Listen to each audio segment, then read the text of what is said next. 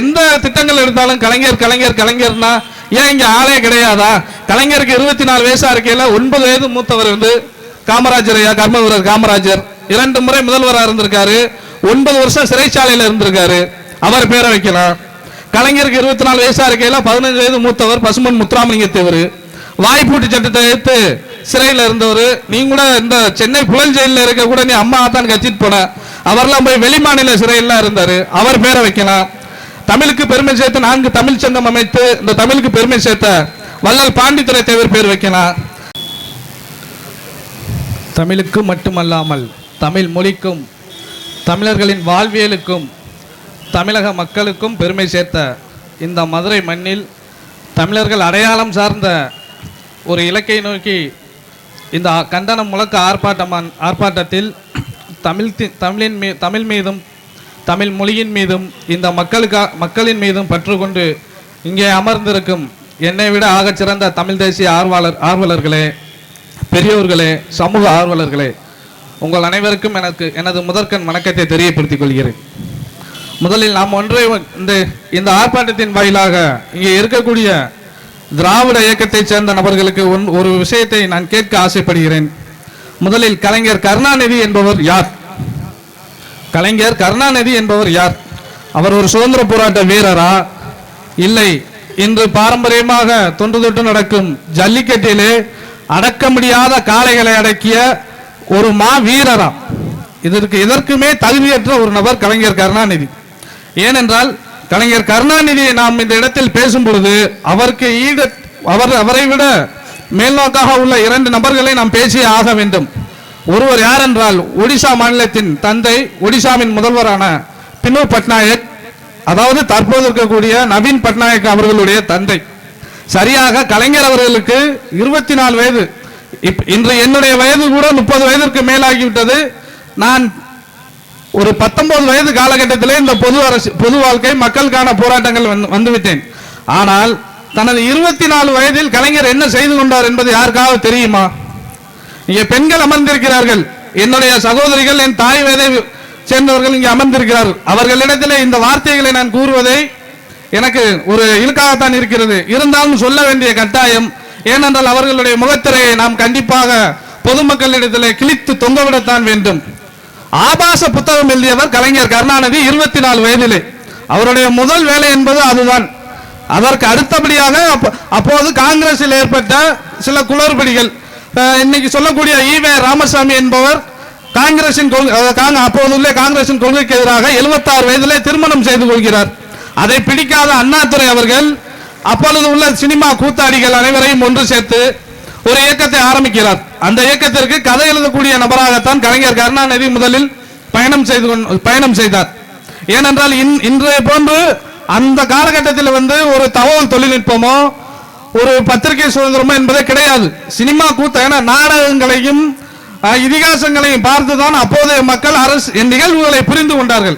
அப்பொழுது கள்ளத்தனமாகவும் போலித்தனமாகவும் கலைஞர் இல்லாத ஒரு விஷயத்தை உருவாக்கி மக்களிடத்திலே கொண்டு சென்று பின்பு அண்ணாதுரை அவர்களுடைய மறைவுக்கு பின்பாக தமிழகத்தினுடைய முதலமைச்சராக அரியணையில் ஏறினார்.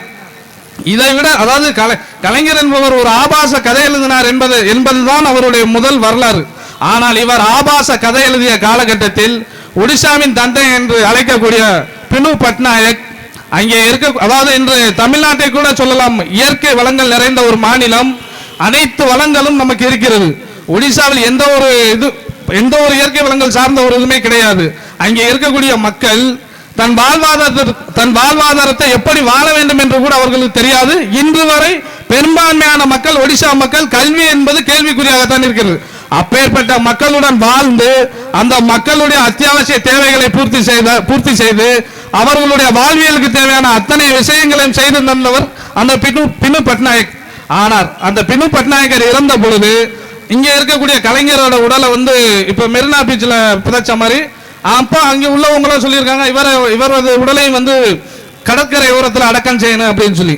ஆனா அவருடைய மகன் நவீன் பட்நாயக் என்னுடைய தந்தையை அந்த கடற்கரை ஓரத்தில் அடக்கம் செய்து அதனால் என் தந்தைக்கு புகழ் தேவையில்லை, என் தந்தை செய்த ஒவ்வொரு செயலும் எண்ணமும் சிந்தனையும் அங்கே இருக்கக்கூடிய மக்கள் மனதில் இருக்கிறது என்று வாழ்ந்த ஒரு மனிதரா நான் அதாவது நகராட்சியில் இருக்க கக்கூஸ் கழிவறைகளை விட்டுட்டு இருக்கிற எல்லா, அதாவது நூலகம் கட்டினாலும் கலைஞர் பேரு, ஏறுதழுவுதல் மைதானம் கட்டினாலும் கலைஞர் பேரு, இப்ப கூட இந்த விழுப்புரத்துல கலைஞரை பெத்தங்கிற ஒரு காரணத்துக்காக கலைஞர் தாயாரோட பேர் அஞ்சுதம்மாள், அவர் மனிதரா.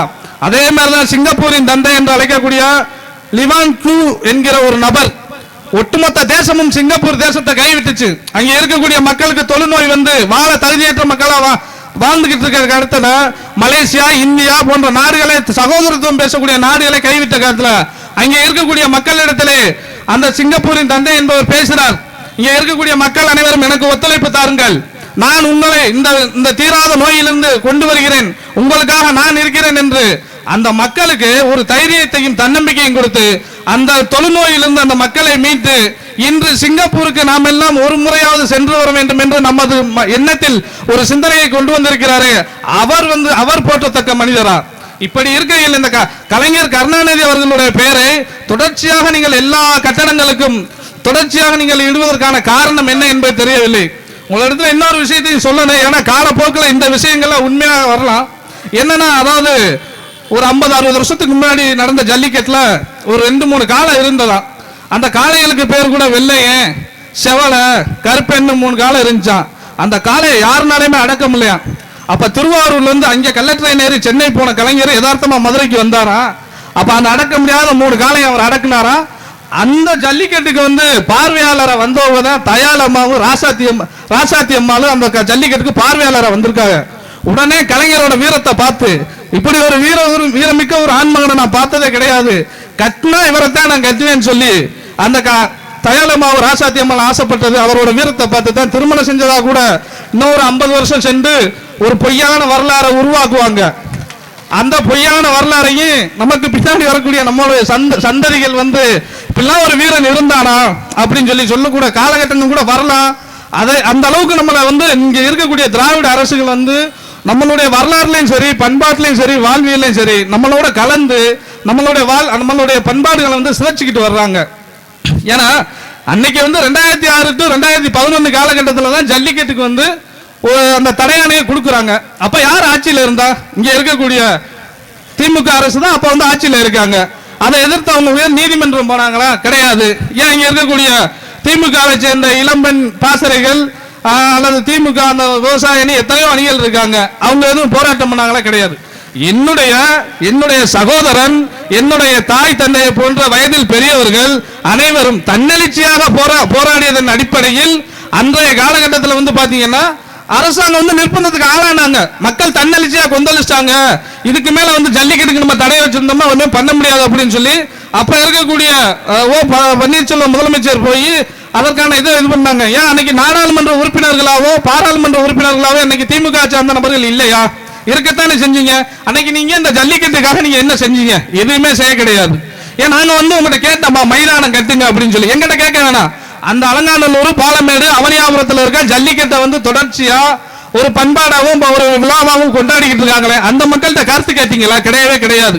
இதுல வந்து இங்க இருக்கக்கூடிய அமைச்சர் மூர்த்தி அவர்களோட ஒரு சுய லாபம் இருக்குன்னு தான் நாங்க சொல்ல அந்த இடத்துல கடமைப்பட்டிருக்கேன். அவருக்கு என்ன லாபம்? இன்னைக்கு பத்திரப்பதிவு துறையில கோடிக்கணக்கான ரூபாயை வந்து அவர் அள்ளிக்கிட்டு இருக்காரா? செய்திகள்லையும் ஊடகங்களையும் சொல்லிக்கிட்டு தானே இருக்காங்க சமூக ஆர்வலர்கள்.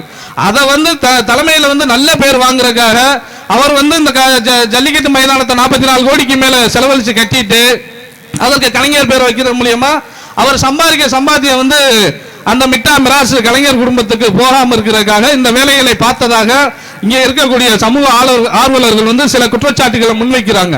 இதற்கு நீங்க என்ன பண்ணா, அக்கா கனிமொழிட்ட ஒரு 50 லட்சம், அன்னை விளையாட்டுனா என்னன்னே தெரியாது அன்னை விளையாட்டுத்துறை அமைச்சர் உதயநிதி இருக்காரு, அவர்கிட்ட ஒரு 50 லட்சம். இப்படி உங்க கட்சி காசுல வந்தாலும் உங்க கட்சியில பொது நிதினு ஒண்ணு இருக்குமா, அந்த பொது நிதியில காசு எடுத்து நீங்க கட்டி கலைஞர் பேரு, ராசாத்தி அம்மாள் பேரு, தயாள் அம்மாள் பேரு, இவங்க பேர்லாம் வைக்கலாம். அப்ப நீ உன்னுடைய அடையாளத்தை நீ விட்டு கொடுக்குறியா?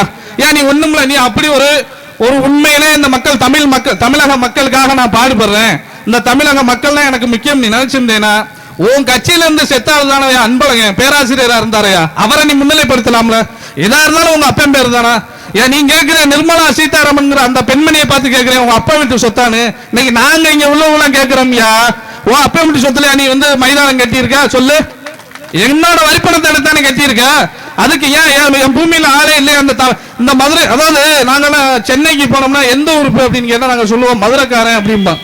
அப்ப அங்க உள்ள மக்களை கூட நாங்க ஒரு இதா இது பண்ணுவோம். உனக்கு மதுரைக்கு என்ன சம்பந்தம் இருக்கு சொல்லு?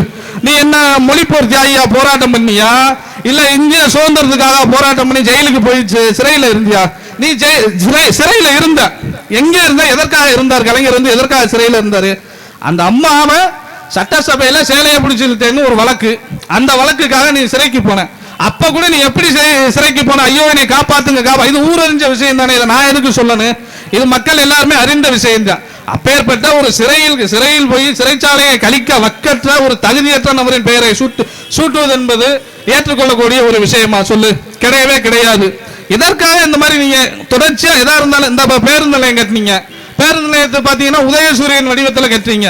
உங்களுக்கு இப்ப இருக்கக்கூடிய தமிழக முதலமைச்சர் மு.க. ஸ்டாலினுக்கு நல்லாவே தெரியும், சரியான காலகட்டத்தில் 2016-15 காலகட்டத்தில் நீங்க வந்து ஒரு பத்திரிகையாளர் சந்திப்புல சொல்லுங்க, அதற்கு முன்னர் நீங்க ஆட்சி இழக்கிறதுக்கு என்ன காரணம்? இது ஸ்டாலின் அவர்களே சொன்ன ஒரு விஷயம். கடந்த ஆட்சி, நாங்கள் ஆட்சியில் இருக்கும் பொழுது இங்க கட்டின அரசு கட்டுமான பணிகளுக்கும் அரசு கொண்டு வந்த திட்டங்களுக்கும் திராவிட கட்சி சார்ந்த நபர்களுடைய பெயரை சூட்டியதால் தான் மக்கள் வந்து எங்க மேல வெறுப்படைஞ்சு அந்த தேர்தலில் எங்களுக்கு வாக்களிக்காம இருந்தாங்க. இதை எதிர்கட்சி வந்து சரியா பயன்படுத்திக்கிட்டாங்கன்னு முதலமைச்சர் மு.க. ஸ்டாலினே சொல்லியிருக்காரு. இது வந்து உண்மையான ஒரு விஷயம். அப்பேற்பட்ட விஷயத்தை சொன்ன மு.க. ஸ்டாலின் அவர்கள் இன்று ஆட்சிக்கு வந்த பிறகு சூரியனை பார்த்து நாய் குலைப்பது போல அந்த பழமொழின்னு சொல்லுவாங்க. அதே மாதிரி திரும்ப திரும்ப நீங்க அந்த தவறை செய்யறதுக்கு என்ன காரணம்னா, இப்ப வந்து ஆட்சி அதிகாரமும் உங்க கையில கிடையாது. அதான் உண்மை. உங்களுடைய மகன், உங்களுடைய மருமகன் சபரீசன் கையில தான் இருக்கு. ஏன்னா இன்னைக்கு ஆட்சி அதிகாரம் உங்க கையில இருந்தா துர்காமா போய் பிரபல ஜோதிடர்கள் எல்லாம் பார்த்து உங்க மகனுக்கு துணை முதல்வர் கொடுக்கறதுக்கு நேரம்லாம் குறிச்சிட்டு வந்துட்டாங்க. இவர் அங்க, அதாவது இங்க சண்டை போடுறது, ஒரு செய்தி ஊடகத்துல வந்து சண்டை போட்டுக்கிறது, மோடி என்ன அவர் என்ன இவர் என்னன்னு. ஆனா அங்க போய் மோடியை பார்த்து நான் துணை முதல்வர் பதவியே இருக்குன்னு, நீ எனக்கு சப்போர்ட் பண்ணுங்க, அந்த பொன்முடி மாதிரி செந்தில் பாலாஜி மாதிரி என்னை தூக்கி ஜெயிலில் போட்டுறாதீங்க அப்படின்னு அங்க போயிட்டு வெளியில வந்து மீசையை முறுக்கிட்டு இந்த வடிவேல் ஒரு படத்துல வருவாள்ல, அண்ணே நீ போனேன் நான் பாத்துக்கிறேன் அப்படிங்கிற அங்க பேசுறது இங்க நடக்குதுன்னு. அப்படி துணை முதல்வராக பதவி ஏற்பதற்கு 4 நட்சத்திரம்லாம் பார்த்து தேதி குறித்து கொண்டு வந்த பின்னாடி அவருக்கு துணை முதல்வர் பதவி கிடைக்கல. என்ன காரணம்? அவங்களுக்குலாம் இன்னைக்கு ஏதோ பிரச்சனைகள், குடும்ப பிரச்சனை, மருமகன் ஒரு பக்கம் அவங்க துணை முதல்வருக்கு ஆசைப்படுறதா சொல்றாங்க. அதற்கு அடுத்தபடியாக நிறைய குளறுபடிகள் இருக்கு. ஸ்டாலினோட கையிலே இன்னைக்கு ஆட்சி அதிகாரம் கிடையாது, அதிகாரிகள் கையில தான் இருக்கு அப்படிங்கிறாங்க. உண்மையிலே இன்னைக்கு திமுகவோட ஆட்சியில மக்கள் வாழ்வதற்கே கேள்விக்குறியா இருக்கிறது. நல்லா எடுத்து பாருங்க. இன்னைக்கு நீங்க செய்தித்தாளை பார்த்தாலும் சரி, எங்கேயாவது ஒரு கொலை சம்பவம் நடந்திருக்கணும், இல்ல ஏதாவது ஒரு செயின் பறிப்பு சம்பவம் நடந்திருக்கணும், இல்ல ஏதோ ஒரு இளம்பெண் கற்பழிக்கப்பட்டா, இளம்பெண் அடிக்கப்பட்டால் அப்படிங்கிற ஒரு வந்திருக்கு.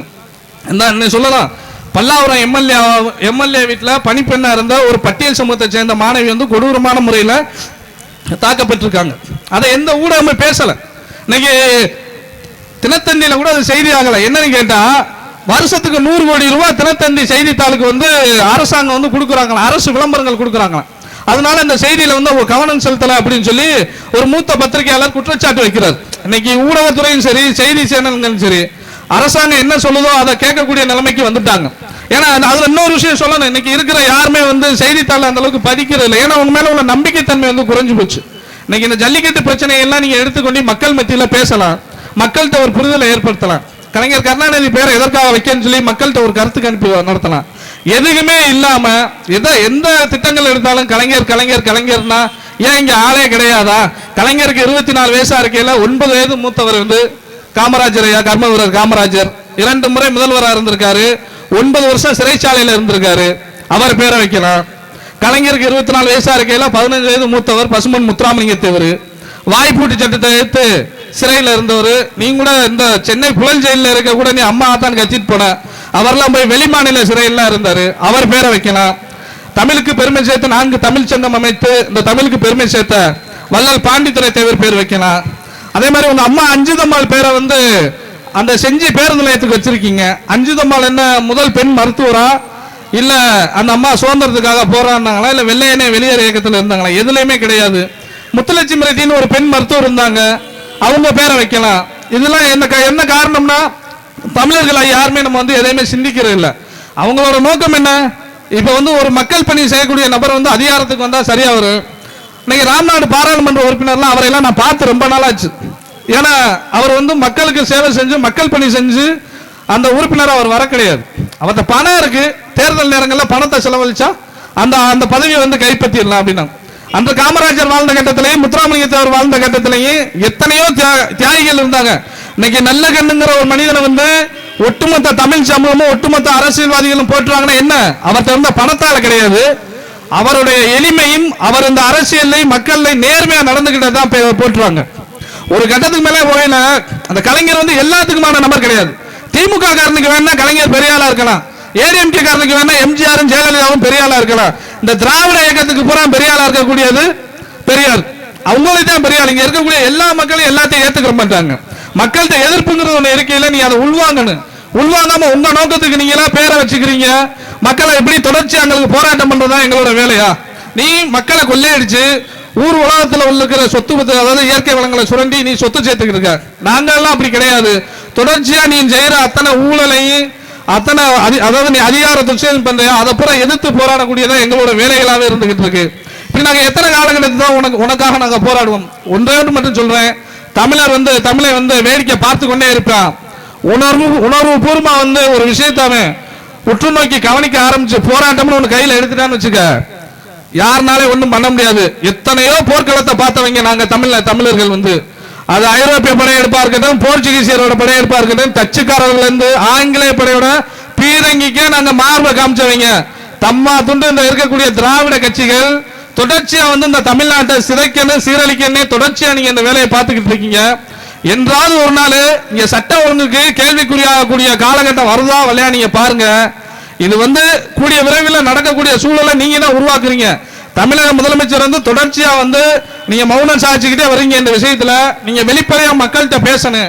மக்கள்கிட்ட எந்த விஷயத்தையுமே நீங்க பேசாம அமைதியா இருந்தீங்கன்னா உங்களுடைய ஆட்சிக்கு தான் இது கெட்ட பேராக அமையும். அதே மாதிரி இந்த இடத்துல இன்னொரு விஷயத்தை நான் சொல்ல கடமைப்பட்டிருக்கேன். தொடர்ச்சியா திருநெல்வேலி தூத்துக்குடி மாவட்டங்கள்ல சமூகம் சார்ந்த கொலைகள் தொடர்ச்சியா நடந்துகிட்டு இருக்கு. இது வந்து அதிமுக ஆட்சியும் சரி திமுக ஆட்சியா இருந்தாலும் சரி, ரெண்டு தரப்பை சேர்ந்தவர்கள் ஆட்சிக்கு வந்தாலும் அங்க வந்து இன்று வந்து ஒரு ஜாதி ரீதியான கொலைகள் நடந்துகிட்டு தான் இருக்கு. எத்தனையோ மகனை இழந்த தாய்மார்களும் கணவனை இழந்த மனைவிமார்களும் பெற்றோரை இழந்த பிள்ளைகளும் அங்கே இன்றும் அழுது பரிதவித்துக் கொண்டிருக்கிறார்கள். ஏன்னா அந்த ஆட்சியாளர்கள் என்ன பண்றீங்க, காவல்துறை மேல குற்றம் சுமத்து பண்றீங்க. காவல்துறை என்ன பண்ணுவாங்க, நீ அப்ப எழுதின இந்திய அரசியலமைப்பு சட்டத்தை வச்சுட்டு காவல்துறை நீ வேலை பாரு அப்படின்னா என்ன பண்ணுவாங்க, அவங்கள்ட்ட நிறைய காவல்துறையில வந்து பணியாளர்கள் காவல்துறை பற்றாக்குறைங்கிறது இருக்கு. அவங்களும் இன்னைக்கு சுதந்திரமா வேலை பார்க்க முடியல. ஏன்னா ஒரு அமைச்சர் தலையீடு இருக்கு, ஒரு எம்எல்ஏ தலையீடு இருக்கு. இதை தாண்டி தான் காவல்துறையினர் வந்து வேலை பார்க்கணும். அப்ப அந்த பகுதியில் வந்து நீங்க ஒரு தொழிற்சாலைகள் அமைச்சு அங்க உள்ள இளைஞர்களுக்கு வேலை வாய்ப்பை ஏற்படுத்தி கொடுக்கலாம், ஒரு சகோதரத்துவத்தை ஏற்படுத்தி கொடுக்கலாம்.